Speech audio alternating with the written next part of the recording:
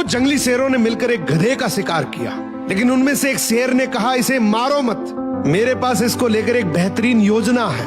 उस योजना के तहत शेरों ने गधे को अपने साथ रखा, उसकी देखभाल करके उसका विश्वास जीत लिया। फिर एक दिन उसे वापस गधों के समाज में भेज दिया, पर इस बार वो गधा एक गधे की तरह नहीं, बल्कि वो एक शेर के समान गधों का राजा बनकर वापस आया था, जिसके पीछे सभी शेरों का साथ था।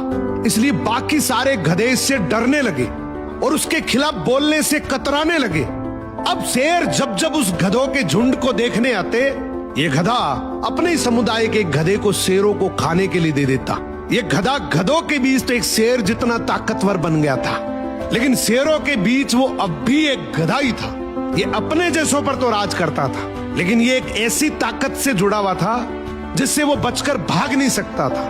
इसने हजारों मासूम गधों की कुर्बानी दी, सिर्फ ये सोचकर कि इससे मैं और ज्यादा ताकतवर बन जाऊंगा। एक दिन ऐसा आया कि सभी गधों ने एकजुट होकर उसका विरोध किया और ये ठान लिया कि इस बार शेर जब भी शिकार करने के लिए आएंगे तो हम में से कोई नहीं जाएगा, चाहे उसका परिणाम कुछ भी हो।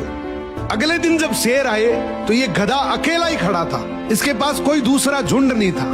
तो गधे ने शेरों से विनम्रता से कहा कि देखो साहब, मेरा खौफ अब खत्म हो गया, मेरी कोई बात नहीं मान रहा अब। तो शेरों ने डिसाइड किया कि चलो अब तू किसी काम का नहीं है तो तू ही साथ चल ले, आज का हमारा भोजन तू ही बनेगा।